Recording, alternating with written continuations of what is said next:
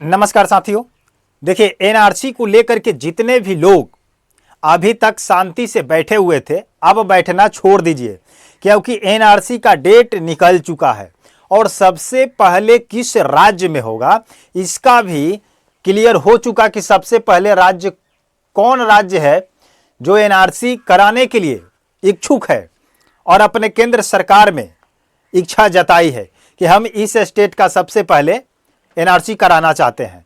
तो उस स्टेट के जितने भी लोग हैं उस स्टेट का नाम हम आपको बताएंगे और कैसा फॉर्म है और फॉर्म को कैसे कैसे भरना है और फॉर्म भरने के साथ साथ आपको कौन से डॉक्यूमेंट देना है जिससे आपकी नागरिकता साबित हो जाएगी, एनआरसी आपका कंप्लीट हो जाएगा।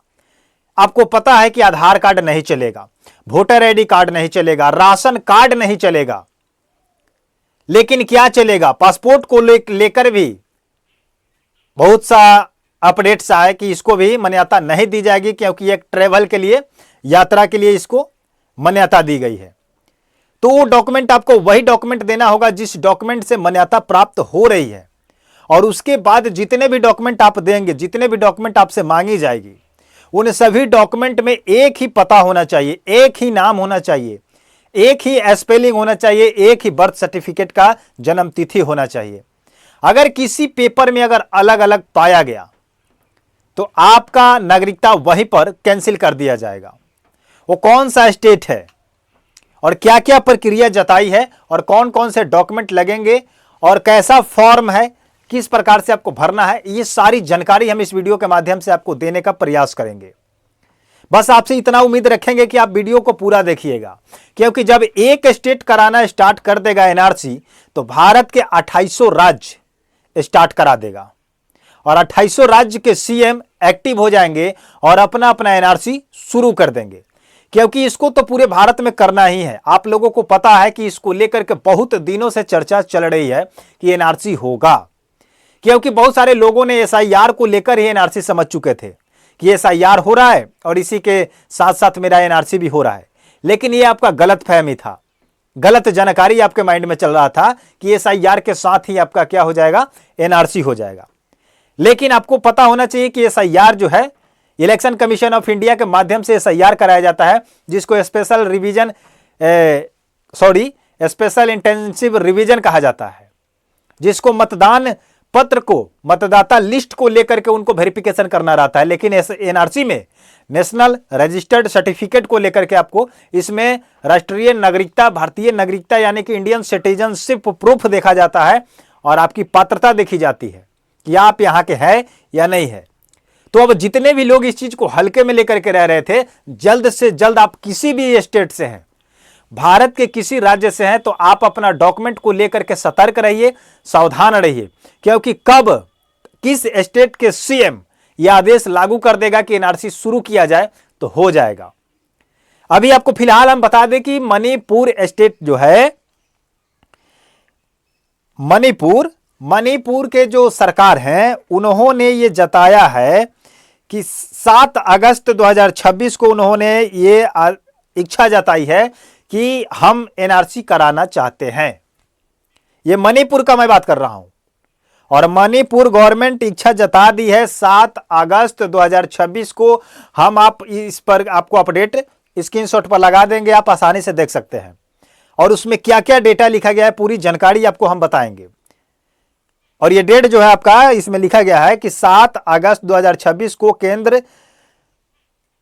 केंद्र को राज्य में एनआरसी कराने की इच्छा जताई गई है मणिपुर के द्वारा, मणिपुर गवर्नमेंट के द्वारा।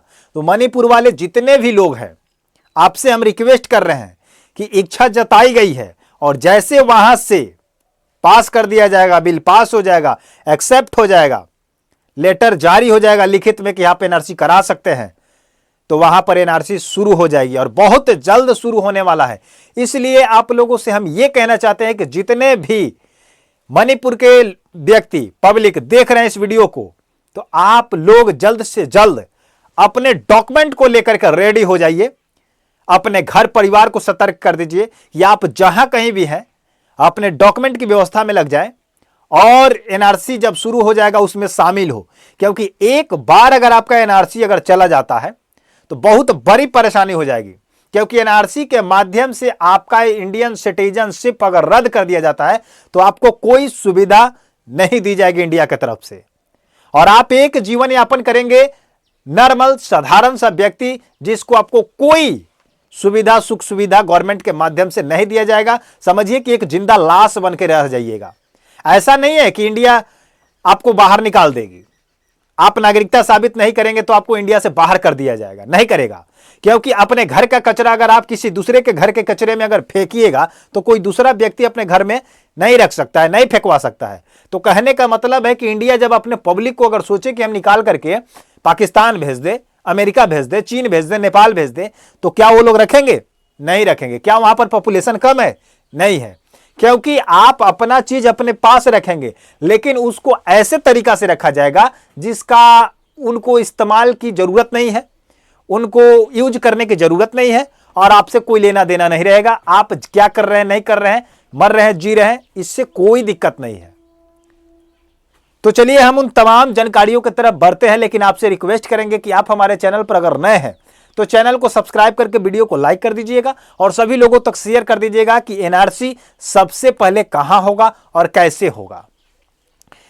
इसमें बताया गया है कि एनआरसी और एसआईआर और एनपीआर तीनों अलग अलग है। यह अभी उपलब्ध ताजा जानकारी के अनुसार बताया जा रहा है कि देश भर में एनआरसी लागू करने की कोई आधिकारिक तारीख नहीं है। अगर आप सोचते हैं कि पूरे देश में एक बार किसी एक डेट से एनआरसी शुरू कर दी जाएगी, तो ये आपका आधिकारिक घोषणा नहीं है कि हर एक स्टेट में एक साथ एक ही डेट पर एनआरसी शुरू कर दी जाएगी।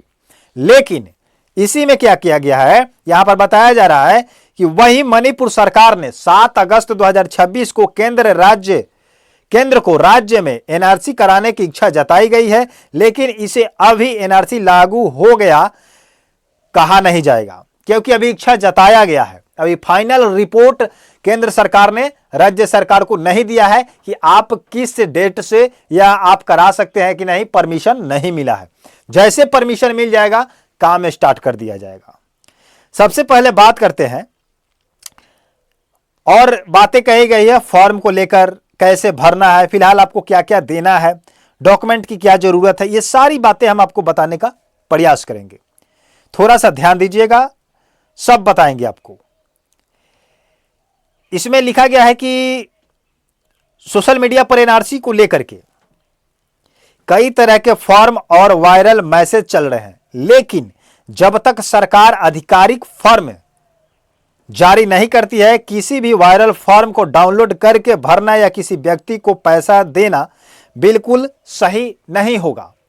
अगर आप लोग किसी सोशल मीडिया के माध्यम से, किसी चैनल के माध्यम से अगर कोई एनआरसी का फॉर्म दिखाया जा रहा है, किसी प्रकार का दिखाया जा रहा है, तो आप उस फॉर्म को डाउनलोड ना करें, डाउनलोड करके किसी को भर करके किसी को जमा ना करें, जमा करने के समय पैसा ना दें, क्योंकि अभी तक केंद्र सरकार के माध्यम से कोई भी आधिकारिक फॉर्म को जारी नहीं किया गया है जिसे आप डाउनलोड करके भर सकते हैं।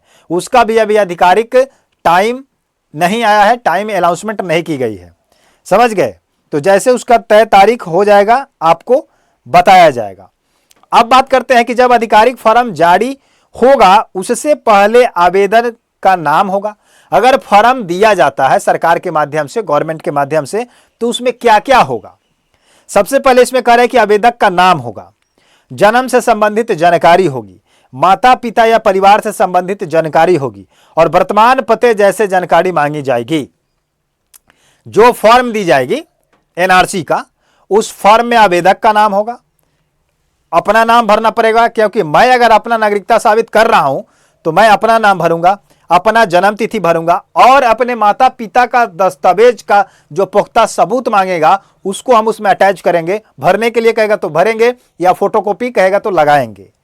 उसके बाद कह रहा है कि वर्तमान पते की जानकारी आपको देना होगा कि आप अभी वर्तमान किस जगह पर रह रहे हैं। किसी भी इंडिया के किसी कोने में रह रहे हैं, वहीं पर वर्तमान पता आपको देना पड़ेगा, समझ गए। उसके बाद कह रहे हैं कि फॉर्म ऑनलाइन हो गया या ऑफलाइन, इसे कोई आधिकारिक, कौन अधिकारी जमा करेगा। यह आपके मन में होगा कि यह फॉर्म जो होगा ऑनलाइन भरा जाएगा या ऑफलाइन भरा जाएगा। ऑफलाइन भरा जाएगा तो कहां पर जमा किया जाएगा, किसको दिया जाएगा।